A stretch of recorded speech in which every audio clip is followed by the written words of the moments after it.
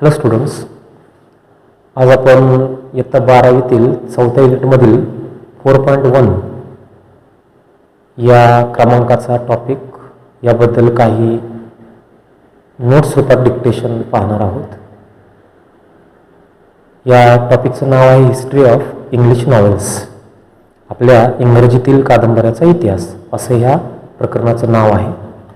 या प्रकरणावर या टॉपिकवर तुम्हाला बोर्डाच्या परीक्षेमध्ये 4 गुणांचे MCQ क्वेश्चन्स विचारतील किंवा ॲक्टिव्हिटीज देतील, त्या तुम्हाला सोडवायच्या आहेत.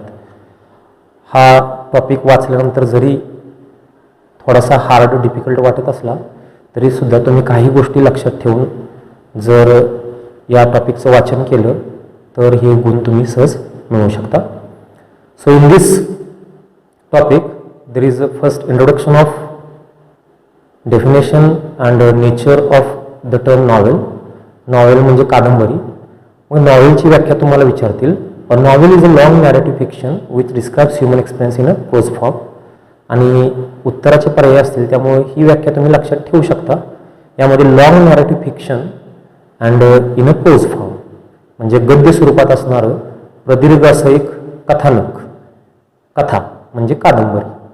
मग हा जो नॉवेल वर्ड आहे हा इटालियन वर्ड नॉवेला यापासून डिराईव्ह झालेला आहे, म्हणजे यापासून हा निर्माण झालेला आहे किंवा यापासून हा उगम याचा झालेला आहे. Novel word is derived from Italian word novella. हा नॉवेल इंग्रजीतील शब्द जो आहे तो इटालियन भाषेतील नोवेला या शब्दातून उगम पावलेला आहे किंवा या शब्दापासून पुढे प्रचलित झालेला आहे. म्हणजे नोवेल हा शब्द या नोवेलापासून तयार झालेला आहे.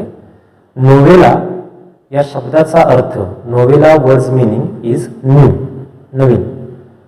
म्हणजे नोवेला म्हणजे मराठीमध्ये नवीन, आणि कादंबरी हा नॉवेल हा इंग्रजी शब्द याच नोवेला या शब्दापासून तयार झालेला आहे.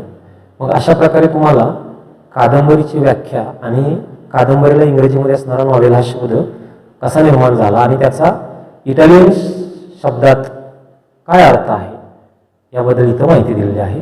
त्यानंतर या टॉपिकमध्ये कादंबरीचे 6 एलिमेंट्स तुम्हाला सांगितलेले आहेत.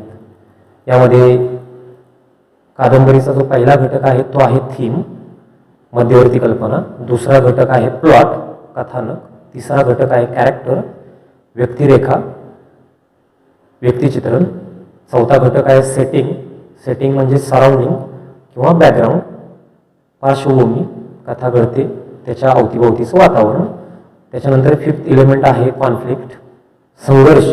हा संघर्ष हिरो विलन यांच्यामधला असू शकतो किंवा इंटरनल एक्सटर्नल पण असू शकतो, मनामधील विचारांचा संघर्ष पण असू शकतो. आणि 6th एलिमेंट आहे लँग्वेज ऑफ स्टाईल, म्हणजेच कादंबरीची भाषा आणि त्या कादंबरीच्या लिखाणाची शैली. असे 6 घटक तुम्ही लक्षात ठेवायचे आहेत. मल्टिपल चॉईस क्वेश्चन और ॲक्टिव्हिटीमध्ये तुम्हाला यातील कोणतीही एक एलिमेंट कदाचित ऑप्शनमधून शोधून लिहावी लागू शकते. यानंतर या 6 एलिमेंट्सची थोडीशी माहिती, व्याख्या त्यांनी तुम्हाला या प्रकरणामध्ये टॉपिकमध्ये दिलेली आहे. मग पहिला जो एलिमेंट आहे तो आहे थीम, मुख्य विषय, मूळ कल्पना, मध्यवर्ती कल्पना, सेंट्रल आयडिया. मग थीमची व्याख्या अशी आहे, narration of the series of events. Narration म्हणजे वर्णन किंवा कथेचं चित्रण of the series of events.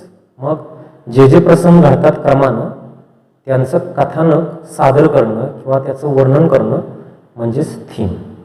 मग वेगवेगळ्या प्रसंगाचं एकत्रीकरण करून त्याचं जे वर्णन केलेलं असतं त्यातून जो मुख्य विषय हाताळलेला असतो त्याला थीम म्हणायचं. त्यानंतर आहे प्लॉट. प्लॉट म्हणजे कथानक, story or the course of events. मग प्लॉट म्हणजे स्टोरी, कथा, or the course of events किंवा जे प्रसंग घडतात त्यांचा एक घडण्याचा प्रवाह, कोर्स ऑफ द इव्हेंट्स. या एका पाठोपाठ विशिष्ट मांडणीनं कथा जी घडते त्या सगळ्या त्या विषयाच्या मांडणीला कथानक म्हणतात. आणि हा जो प्लॉट आहे, कथानक आहे, तो 2 प्रकारचे असतात.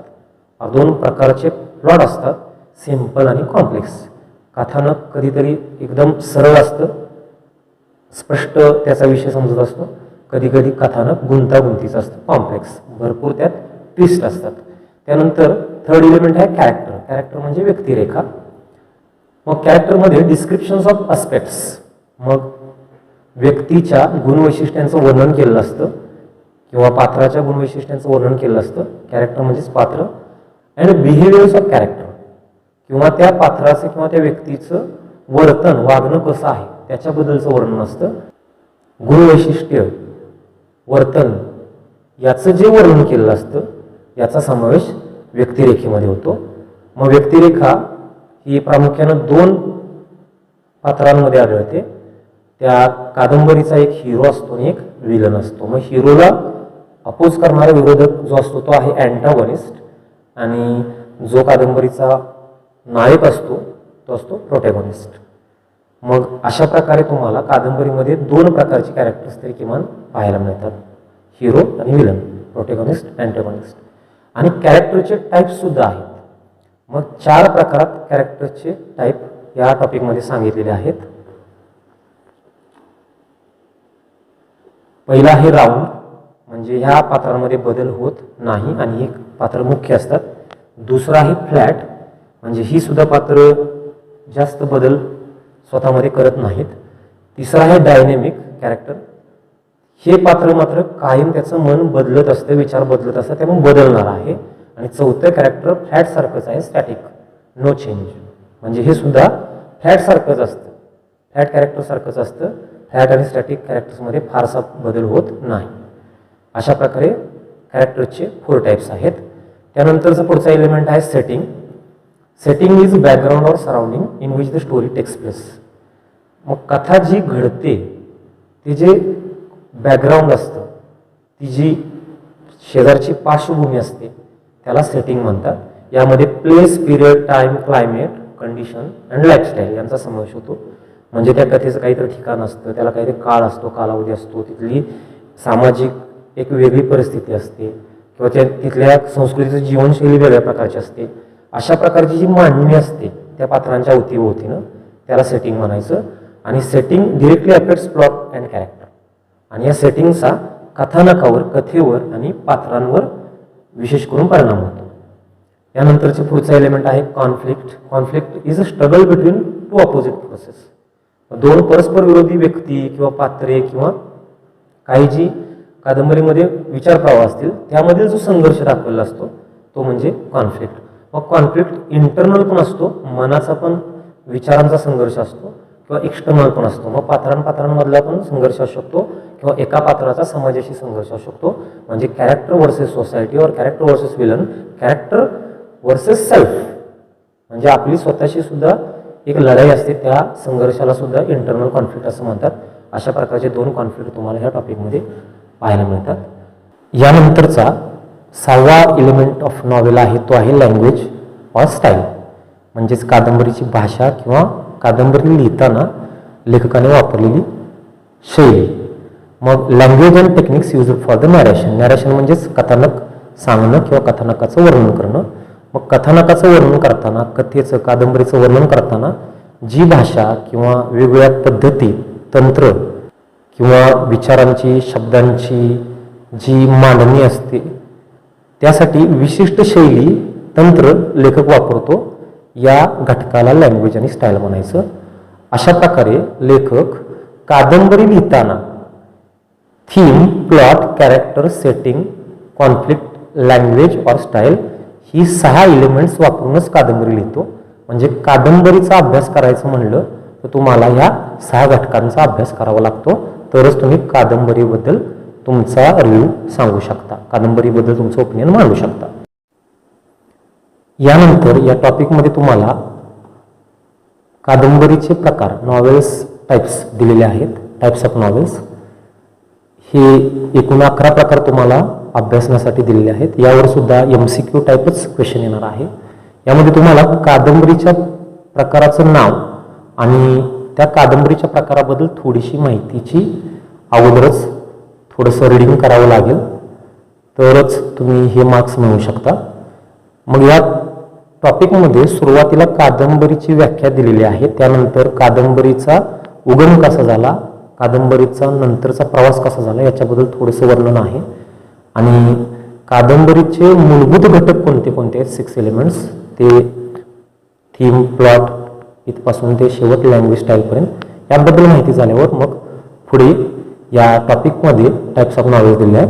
यामध्ये पहिला प्रकार आहे रिअलिस्टिक नॉवेल, यालाच नॉवेल ऑफ मॅनर्स म्हणतात.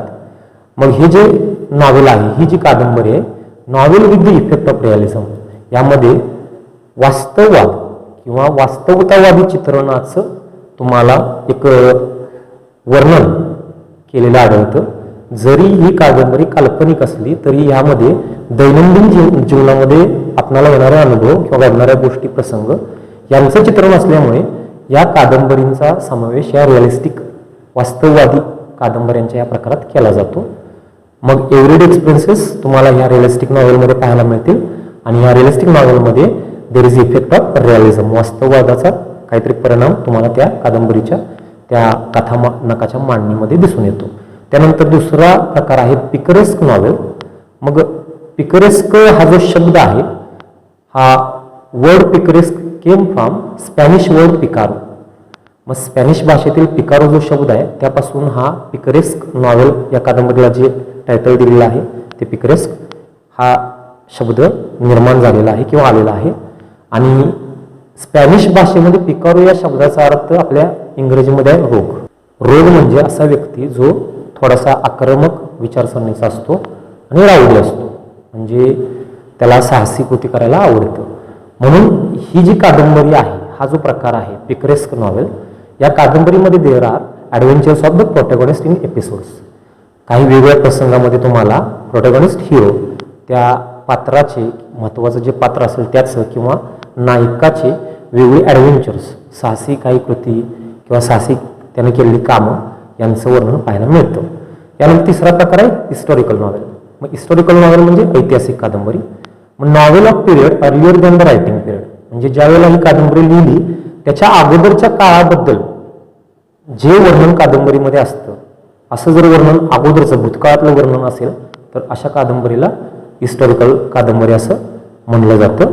म्हणजे कालखंड जुना असेल आणि त्याचं वर्णन असेल तर त्याला ऐतिहासिक कादंबरीमध्ये त्याची गिनती केली जाते. त्यानंतर पुढचा प्रकार आहे चौथा गॉथिक नॉवेल. ही जी कादंबरी आहे ही थोडीशी वेगळ्या भावनेनं या कादंबरीचं लेखन केलेलं असतं. या कादंबरीमध्ये भीती दाखवणं मेन ऑब्जेक्टिव्ह असते किंवा रहस्य, तुमच्यामध्ये एक रोमांच उभं करणं किंवा एक प्रकारची गूढता असते कथेमध्ये. त्यामधून तुम्हाला वाचक म्हणून ही कादंबरी एक वेगळा फील देते. मग गॉथिक नॉवेल हे थोडंसं रहस्यमयी किंवा गूढ अशा कथानकाची असणारी कथा असते.